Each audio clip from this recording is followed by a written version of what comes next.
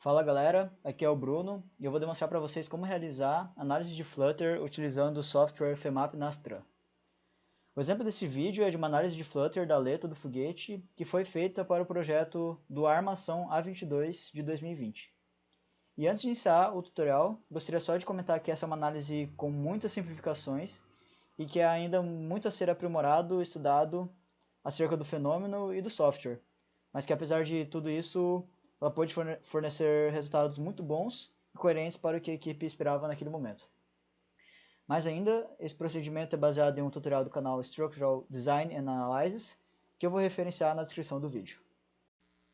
Apenas para contextualizar essas simulações dentro do projeto, o objetivo dessas análises é em definir o melhor perfil de aleta baseado em sua velocidade de ocorrência de Flutter. E o procedimento de análise consiste basicamente em obter a geometria do perfil a ser avaliado, realizar a simulação dessa geometria para uma determinada espessura e, por fim, avaliar os resultados e compará-los com as demais configurações. O primeiro passo é importar a geometria de superfície da aleta e adaptar o fator de escala para metros, visto que o software não trabalha com dimensões.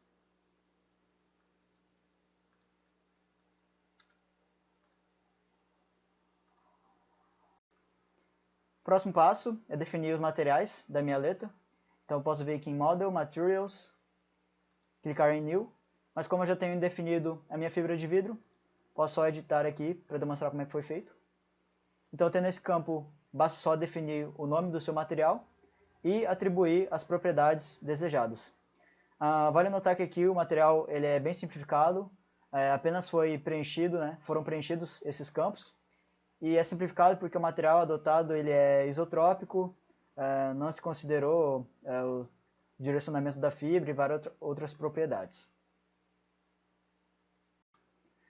Para definir a espessura dessa aleta feita de laminagem de fibra de vidro, basta vir em Properties, New, e aqui basta apenas atribuir um nome qualquer, por exemplo 2 mm. Escolher o material definido anteriormente, como fibra de vidro, e aqui incluir o valor da espessura desejada desse seu corpo de superfície, como por exemplo 2 mm. Vai lembrar que sempre deve se colocar em metros e basta clicar em OK. Tendo definido então o material desejado e a espessura da aleta, é preciso agora definir a malha estrutural desse seu corpo. E para isso, vem-se aqui em Meshing, Mesh Surface, e atribui-se um Mesh Size de 0.005 metros. Escolhe-se o Element Shape, aqui pode-se adotar o Mapped Mesh. E, para atribuir a esse corpo, basta clicar aqui em Auto Remesh, selecionar esse campo aqui, clicar no corpo. Aqui no canto inferior esquerdo, em Entity Info, você ainda consegue algumas informações importantes de como usar esse seu corpo, como ele diz aqui que é um corpo de superfície, e ele mostra também a quantidade de nós e elementos que tem nessa sua aleta. Então, voltando aqui em Model Info, eu preciso definir as condições de contorno dessa minha aleta, como se ela estivesse representada presa no foguete. Então, eu posso vir aqui em Constraints, New, e aqui eu posso atribuir um nome qualquer, como Fixed Support. Ok. E aqui em Constraints Definitions, eu seleciono OnCurve e a aresta correspondente à fixação desejada. Ok.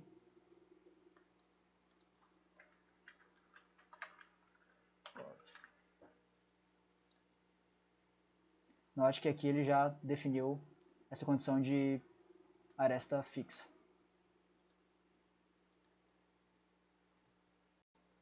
Com isso, o modelo estrutural já está praticamente definido, mas antes de prosseguir para a definição do modelo aerodinâmico, é preciso ainda nomear o grupo de nós que corresponde a esta malha estrutural. Então, vem-se aqui em Group, Node, on surface.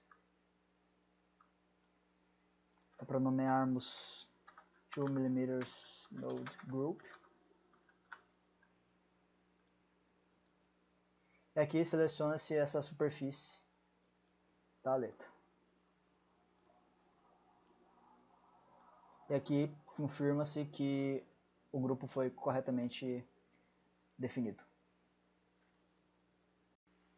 O próximo passo é definir o aeromodel desta aleta. Então vem aqui em Properties, New. Pode nomear aqui 2mm Property. Ok. E agora sim, você pode vir em Panels, Bodies, New, que você pode também atribuir o nome desejado, 2mm Panel. Aqui você seleciona a propriedade anteriormente definida e AeroPanel, como já vem pronto aqui.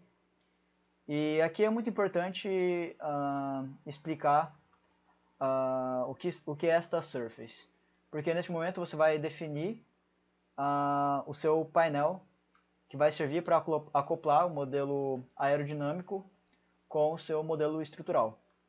Então você tem que notar que o software adota uma certa orientação na aleta, em que este ponto aqui onde estou indicando com o mouse é o ponto 1, aí segue-se o 2, o 3 e o 4. Então aqui você vai definir a coordenada de cada ponto desse seu painel. Então eu posso clicar aqui e pedir para ele selecionar o ponto 1.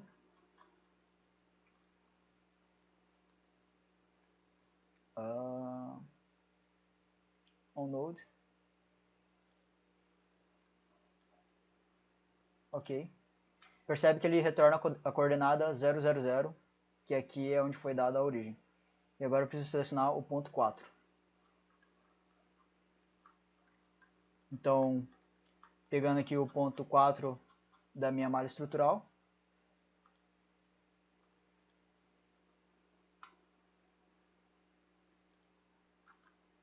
percebe que ele já retorna uma outra coordenada correspondendo à distância em relação à origem.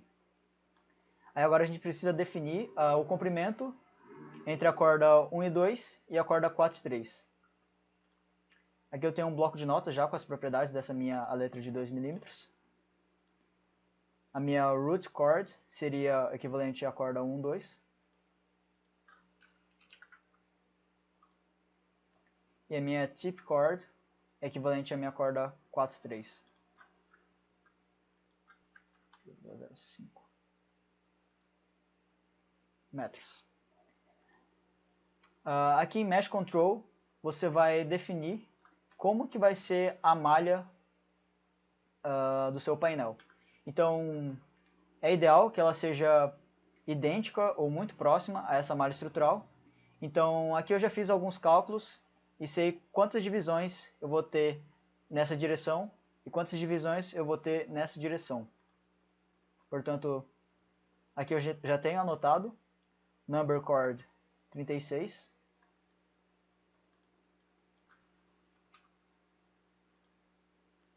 number span 47.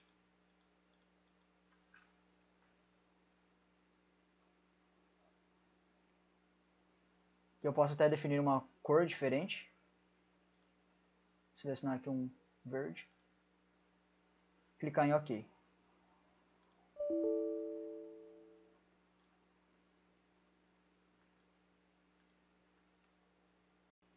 Aqui ainda é interessante observar que o que é visto em verde corresponde justamente a esse painel que vai carregar as propriedades aerodinâmicas que eu criei agora há pouco. E se eu vir aqui na árvore e ocultar, em branco corresponde à minha malha estrutural criada um pouco anteriormente. Então, aproximando aqui a região, você consegue perceber que tanto a malha estrutural quanto a malha, entre aspas, definida do meu painel aerodinâmico, são idênticas. tem as mesmas divisões, mesma quantidade de nós e a mesma quantidade de elementos.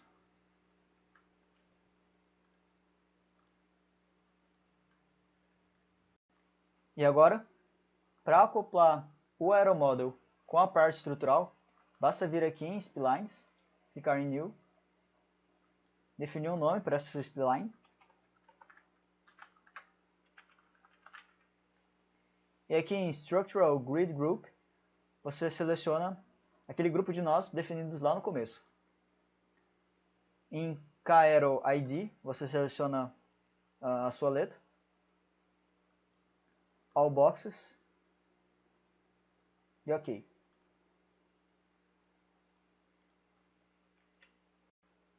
Então aqui você tem a sua spline completamente definida, faz essa ligação entre os modelos, o painel e a malha estrutural, mas que você pode ocultar aqui tranquilamente essas splines só para facilitar a visualização.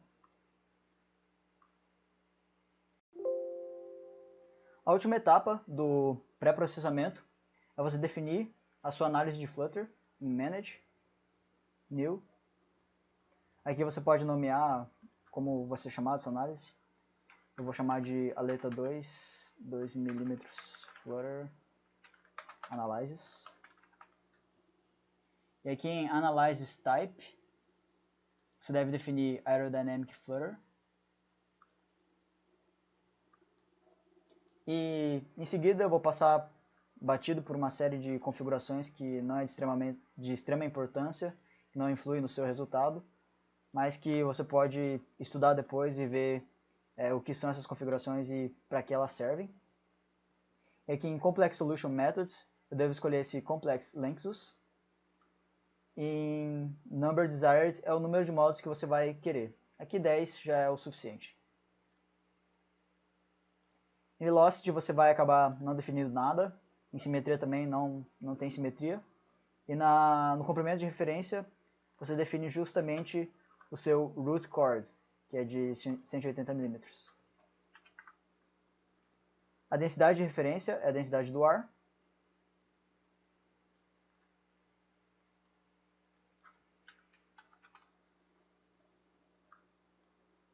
Nessa primeira Frequency Table, a gente vai relacionar a Reduced Frequency com o Mach Number.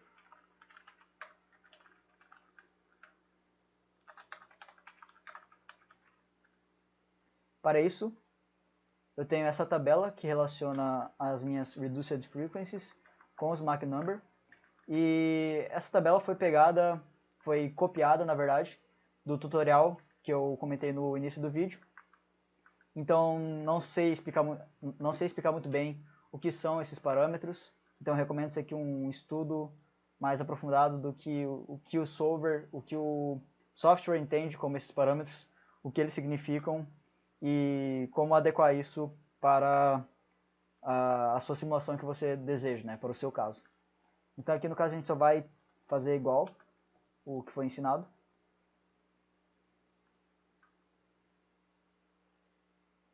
Dei um Ctrl C, fazer um Ctrl V e clicar em OK.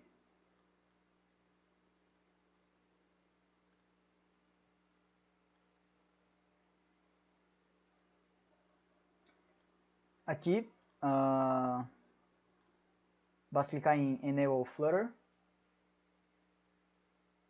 O method, você seleciona o pknl method. E mais uma função que você definiu, o Density Radius.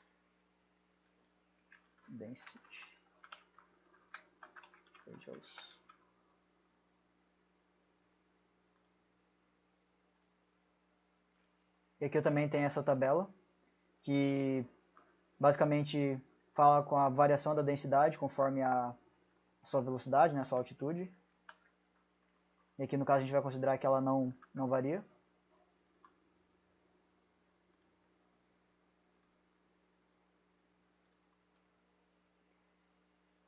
Agora vamos definir os números de Mach.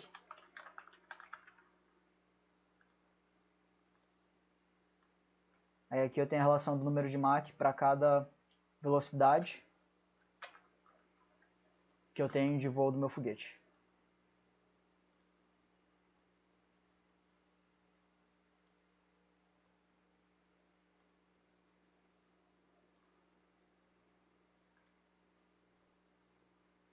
E por fim, as velocidades.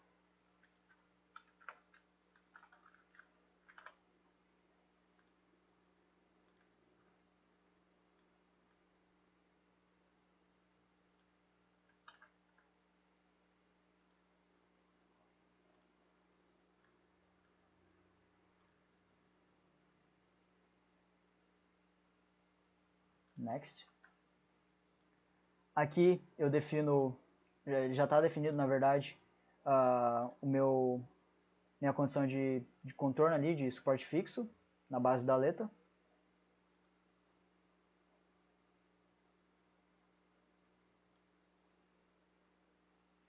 E, ok, está finalizado o setup da análise de Flutter. Neste momento é importante você salvar o seu arquivo, então vem em File, Save, aí que você pode escolher o nome do arquivo e salvar. E agora sim você consegue rodar a sua análise simplesmente clicando aqui com o botão direito na análise que você definiu e em Analyze.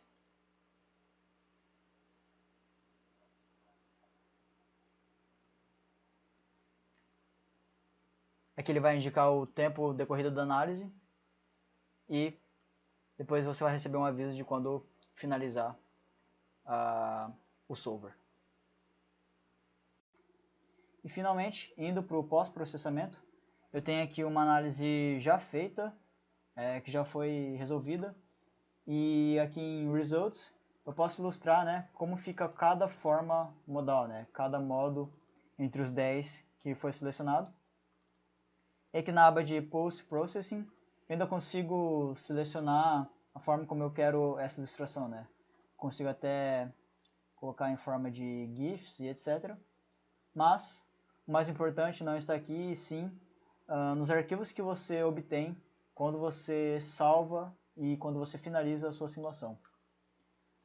Neste exemplo, deve-se observar o arquivo de formato FO6, que é como se fosse uma série de arquivos escritas que você pode abrir num bloco de notas, mas aqui eu abri numa plataforma VS Code, que nada mais é do que os resultados na forma de texto, e que você pode procurar nesses dados o Flutter Summary, que vai te indicar, né, várias informações importantes como velocidade, damping e frequência. Então aqui, se você notar, eu tenho a minha variação de velocidade que eu selecionei lá no setup, e cada modo. Esse point indica cada forma modal. Então aqui eu tenho o segundo modo, ali anteriormente era o meu primeiro modo. E se você pegar todos esses dados, né, para cada modo e jogar numa rotina de Python, como eu fiz aqui, você consegue obter os gráficos que vão te trazer qual velocidade ocorre o Flutter. E você basta salvar isso em uma imagem, como essa daqui, que relaciona a velocidade com o damping e velocidade com a frequência. E você pode notar que ocorre Flutter quando há uma aproximação entre os dois modos, né? Os dois modos se colapsam, tendem a se colapsar em um só. E se você notar a velocidade em que o damping passa a ser positivo, maior que zero, você tem uma forte indicação, uma forte probabilidade de ocorrência de Flutter nesse intervalo de velocidade, em que o damping é positivo. Então, aqui eu encerro esse tutorial e muito obrigado pela atenção.